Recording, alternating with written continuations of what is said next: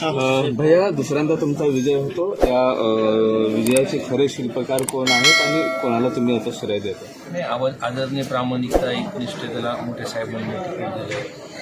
सर्वसामान्य सगळे मित्रपक्ष सोबत होते आणि माझ्या विजयामध्ये मनोजदादा जरांगे पाटीलचा सुद्धा आशीर्वाद.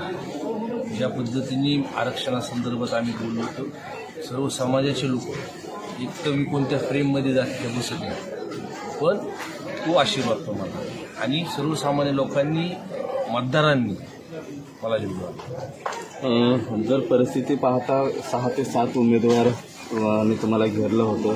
काका पुतणेही तुमच्यासाठी चुलत भाऊ तुमच्या विरोधात उतरलेले होते. ह्या विजयाकडे कसं पाहता तुम्ही? कशा सुरुवातीपासून ह्या गोष्टीकडे मी लक्षच दिलं. ह्या 5 वर्षामध्ये ज्या पद्धतीने काम केलं असतं लोकांपर्यंत, शेवटच्या पर्यंत आम्ही तिथं पोचलो आणि त्याच्यामुळं बघा, एकीकडं समोर एवढी मोठी ताकद असतात आणि आम्ही सर्वजण इथे उभे आहेत, सगळे तरुण मुलं आहोत आणि मॅनेजमेंटचं जिल्ह्यामध्ये राजकारण चालतं ते बिलकुल चाललं नाही. त्यामुळं हा विजय आमच्या सर्वांचा, लोकांचा विजय.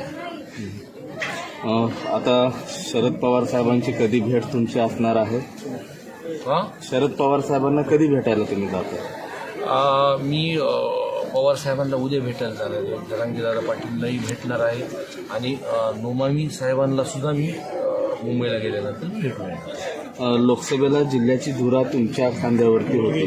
मात्र मराठवाड्याचा जर विचार केला, लोकसभेमध्ये भरभरून तुम्हाला प्रतिसाद मिळाला.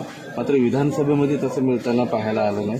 विधानसभेमध्ये मराठवाड्यात महाविकास आघाडी ही पिछाडीवर गेलेली आहे. तुमची सीट वगळता 5च्या सीट तुम्ही गमावून बसला. काय गणित माझ्या लक्षात आलं नाही. ज्या सीट एकदम कन्फर्म होती आणि निवडणुकीमध्ये ज्या पद्धतीने जिल्ह्यामध्ये, महाराष्ट्रामध्ये उत्साह होता, म्हणजे मोठ्या साहेबांच्या सभेला लाखोंची गर्दी आणि अचानक काय नेमकं झालं, काय ह्याच्यावरती जोपर्यंत आपण जिल्ह्याच्या बैठकी घेत नाही त्याच्यावरती बोलणं उचित.